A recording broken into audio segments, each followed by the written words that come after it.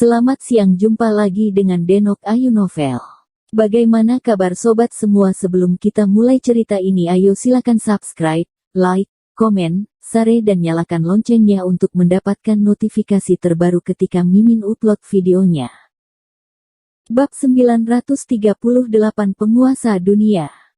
Lord Cixi secara samar-samar merasa bahwa ini pertanda tidak baik, jadi kali ini dia melakukan yang terbaik untuk menyerang dengan kekuatan terkuat kepada Dimas Wu. Dia hanya ingin memanfaatkan kesempatan ini untuk membunuh Dimas Wu. Dengan satu pukulan dia mau menghilangkan kekhawatirannya. Setelah bertarung sekian lama, Lord Cixi tiba-tiba menyadari keanehan Dimas Wu. Dia tidak hanya kuat karena ada Heaven Demon Sword, tetapi tubuhnya juga sangat kuat. Seperti monster abadi, tidak peduli seberapa mematikan serangan yang diberikan kepadanya, tapi tubuhnya seakan-akan tetap bisa bertahan walaupun di keadaan yang paling bahaya sekalipun. Hal ini membuat Lord Cixi semakin takut dan memiliki keraguan. Dia telah mengabdikan seluruh hidupnya untuk berlatih, dan telah mengeluarkan pukulan terkuat seumur hidupnya untuk menghindari hal yang tidak diinginkan terjadi. Semua kekuatan Lord Cixi bersama dengan telapak tangannya yang kuat, melesat menuju Dimas Wu. Dimas Wu sudah berada di bawah serangan petir yang terus-menerus menyerang dari kompas perak dan saat ini Lord Cixi juga ikut serta. Hal ini membuat situasi Dimas Wu semakin mengkhawatirkan.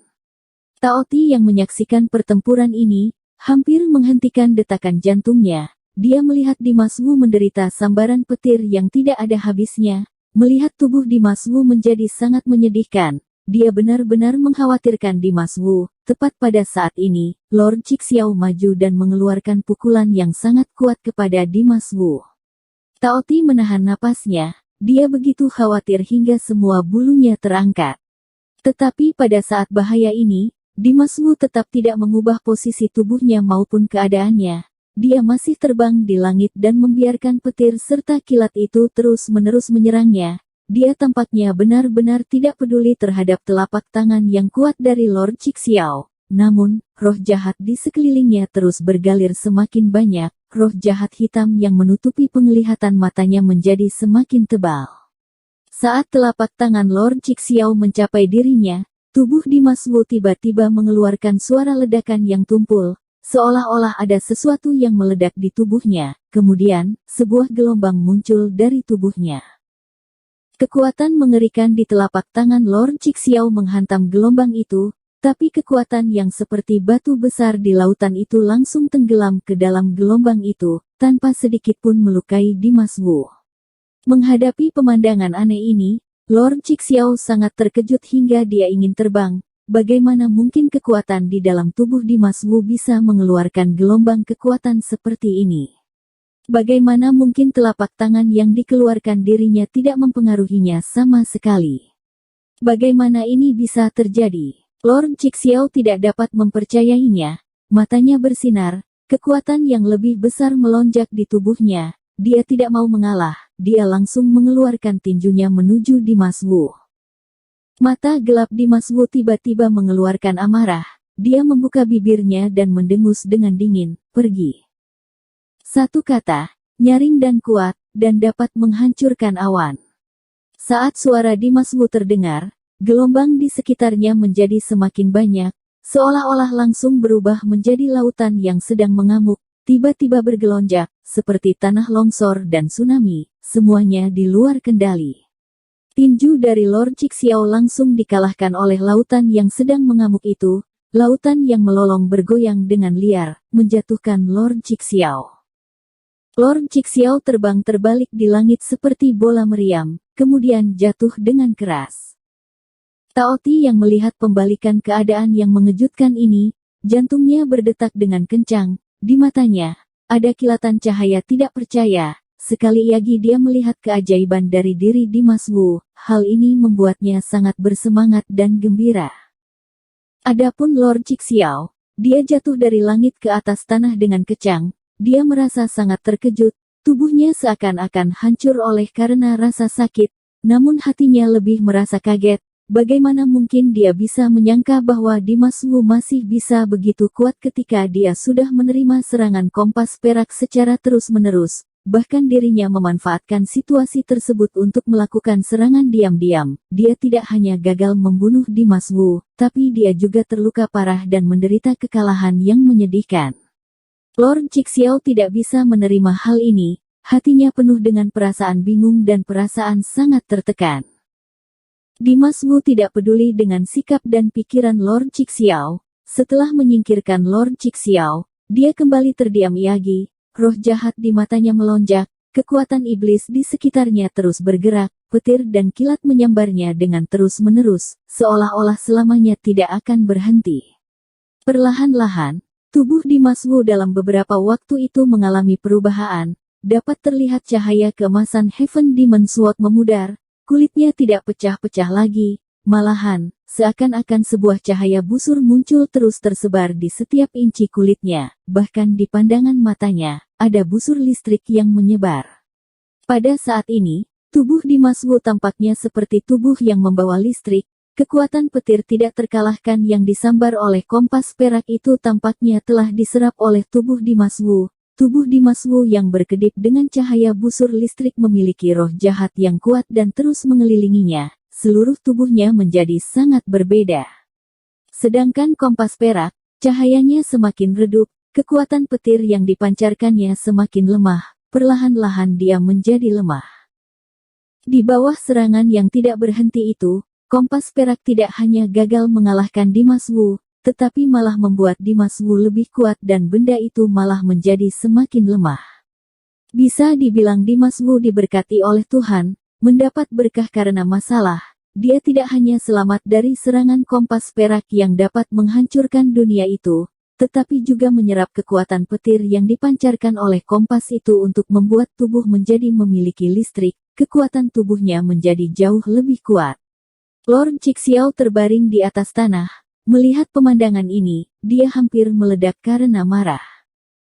Kompas perak adalah artefak kaisar yang dia ciptakan, karena hanya produk setengah jadi, maka fungsinya tidak stabil. Sekarang kompas itu sudah terlalu lama dipakai dan diserap dengan sedikit berlebihan, masa aktifnya akan segera berakhir. Inilah yang dibayangkan oleh Lord Cixiao, tapi rencana awalnya adalah membiarkan kompas perak dan Dimas Wu mati bersamaan, sehingga jika kompas perak mati dia tetap memiliki arti, dia tidak akan merasa menyesal, namun tapi kenyataannya saat ini kompas perak akan menjadi produk sampah dan Dimas Wu masih baik-baik saja, bahkan lebih kuat. Ini adalah pukulan terberat bagi Lord Cixiao. Padangan matanya menjadi sangat galak, dia mengertakkan gigi dengan kebencian, tetapi kewarasannya masih ada. Kompas perak adalah harapan terakhirnya, tetapi benda ini hampir tidak dapat bertahan lagi, serangan kilatnya akan segera berakhir. Lord Cixiao harus memanfaatkan kesempatan terakhir ini untuk melancarkan serangan fatal lainnya kepada Dimas Wu. Jika tidak, ketika kompas perak itu benar-benar rusak dan Dimas Wu telah sepenuhnya menyerapnya, maka dia akan merasa sulit jika mau berurusan dengan Dimas Wu. Memikirkan hal ini, Lord Cixiao tidak merasa ragu lagi. Dia berdiri dan mengeluarkan kekuatan terkuat di tubuhnya. Pandangan matanya tiba-tiba menjadi merah darah. Tubuhnya membesar dengan cepat, dia membakar energi darahnya sendiri dan bersiap-siap untuk melakukan serangan terakhir dengan kekuatan terkuatnya. Dalam sekejap mata, tubuh Lord Cixiao membesar menjadi gunung berwarna merah darah, menjulang tinggi, aura tubuhnya juga dilepaskan, langsung menyebar ke seluruh udara di sana. Ketika energi darah miliknya telah terbakar sepenuhnya, tubuh Lord Cixiao yang seperti gunung tiba-tiba naik ke langit. Bergegas naik ke setengah langit, Lord Cixiao dengan tidak ragu-ragu, langsung menghadap Dimas Wu yang juga sedang terbang, menyerangnya dengan telapak tangan merah besarnya. Dengan serangan telapak tangannya, telapak tangan merah darah itu, menutupi langit dan menutupi matahari, dengan kekuatan yang seakan-akan ingin menghancurkan langit, dia langsung menyerang ke arah Dimas Wu. Energi darah yang mengerikan itu, memenuhi langit itu. Kekuatan mengerikan itu mengguncang dunia. Telapak tangan ini adalah telapak tangan yang menentukan kematian dan kehidupannya. Hati Taoti tiba-tiba menjadi takut Yagi. Tadi dia sangat bersemangat, tetapi pada saat ini, dia tidak bisa menahan keringat dinginnya karena mengkhawatirkan Dimas Wu.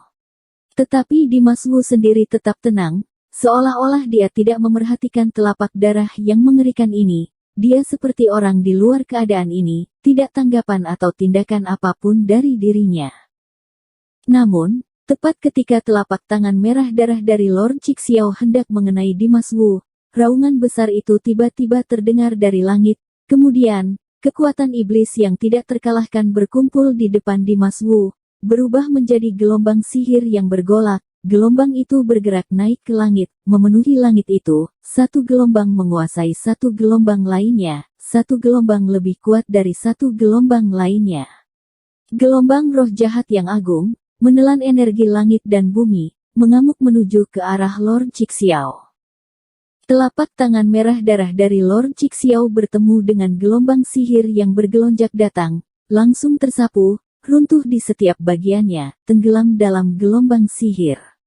Melihat hal ini, tubuh besar berwarna merah darah dari Lord Cixiao tiba-tiba bergetar, jantungnya seperti diombang-ambingkan oleh gelombang badai, bergerak naik turun tanpa berhenti. Dia tidak merasa ragu-ragu untuk membakar energi darahnya untuk membuat serangan yang mematikan ini. Tetapi serangan itu telah ditelan oleh serangan Dimas Wu. Terlihat jelas sekali bahwa Dimas Wu sepertinya tidak melakukan apapun, tapi lagi-lagi pria itu dapat menangani serangannya. Kebenaran ini menyebabkan Lord Cixiao merasa sangat kesal.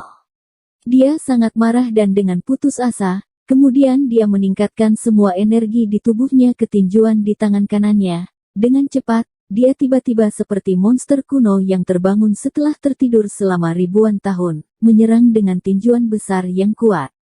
Huhu. Kekuatan tinjuan yang agung itu melesat keluar, membawa kekuatan yang dapat menghancurkan langit, menyelimuti dengan aura darah yang kuat, dengan kekuatan membunuhan yang paling menakjubkan, dia menyerang Dimas Wu. Lord Cixiao yang sedang marah, telah sepenuhnya mengabaikan kondisi fisiknya, dia mencurahkan semua kekuatannya untuk melakukan pukulan mematikan ini, kekuatan tinju itu tidak tertandingi. Dan seluruh gelombang sihir di sekitar tubuh Dimas Wu masih menyapu keluar, terus-menerus mendorong gelombang roh jahat. Kekuatan ini sangat ganas dan tiada tandingannya. Duar. Tinjuan kuat Lord Cixiao, seperti memiliki kekuatan untuk mematahkan bambu, menembus ke gelombang sihir yang bergolak, terus menyerang tubuh Dimas Wu. Dimas Wu masih berdiri di sana. Tidak bergerak, bahkan saat gelombang sihir itu pecah, dia tidak peduli. Taoti mengamatinya dari bawah, hatinya berdetak dengan kencang. Dalam waktu yang singkat ini, dia telah mengalami suasana hati yang terus berubah. Dia sempat merasa gugup dan gelisah untuk beberapa saat, kemudian merasa bersemangat sejenak, merasa lega sejenak. Tadi sedetik sebelumnya, dia masih merasakan debaran jantung yang sangat kuat, tapi pada saat ini, melihat tinjuan Lord Cixiao menembus gelombang iblis dari lapis demi lapis, dia menegakkan bulu binatangnya lagi, dia merasa sangat gugup. Tapi di saat berikutnya, Taoti tercengang, dia benar-benar melihat tinjuan Lord Cixiao menembus tubuh Dimas Wu secara langsung. Pada saat yang sama, seluruh tubuh Dimas Wu tampak menjadi satu, seakan-akan seperti benda transparan yang bisa ditembus oleh kekuatan tinjuan itu. Tubuhnya tidak bereaksi sama sekali, seolah-olah tubuhnya itu adalah hantu. Pukulan kuat Lord Cixiao sekali lagi seperti batu yang tenggelam ke lautan besar, bahkan tidak ada satupun gelombang yang muncul. Pemandangan ini sangat aneh. Mata Taoti terbuka lebar, wajahnya tertegun. Ekspresi wajah Lord Cixiao juga berubah. Mulutnya terbuka lebar dan ekspresinya seperti menelan 10.000 ialat, terlihat sangat terkejut, emosi di matanya bahkan lebih rumit untuk dijelaskan. Dia merasa terkejut, bingung, putus asa, tertekan, kesal, marah, dan sedikit ketakutan. Keanehan di tubuh Dimas Wu telah melampaui bayangannya, kepercayaan dirinya mengalami pukulan besar. Dia membeku di langit, jatuh ke dalam perasaan takut yang sangat besar. Pada saat ini, semua sambaran petir dari kompas perak telah dilepaskan. Artefak kaisar itu telah benar-benar menjadi sampah, Seperti sepotong besi tua, karena gravitasi bumi, benda itu tiba-tiba jatuh ke atas tanah dan hancur berkeping-keping. Pada titik ini, Dimas Wu juga telah selesai menyerap kekuatan petir, cahaya busur seluruh tubuhnya bersinar sepenuhnya, roh jahat di sekitarnya juga bergelonjak hingga yang paling sangat kuat. Dia menatap kepada Lord Cixiao dengan kedua matanya yang bersinar cahaya busuk, kemudian dengan nada dingin berkata, "Inikah pukulan yang kamu lakukan dengan seluruh tenagamu?" Hanya ini, Dimas Wu akhirnya berbicara, dengan nada suara tidak peduli, menunjukkan perasaan keagungan tertinggi. Pada saat ini, dia seperti seorang kaisar yang mulia, raja atas dunia. Tanpa menunggu jawaban Lord Cixiao, suara dengan nada tidak peduli dari Dimas Wu terdengar Iyagi, "Sekarang, saatnya aku yang menyerangmu." Bersambung. Terima kasih kepada kalian yang telah menonton video ini. Jangan lupa tekan tombol subscribe-nya dan nyalakan notifikasinya untuk mendapatkan video-video seru lainnya dari Denok Ayu Novel.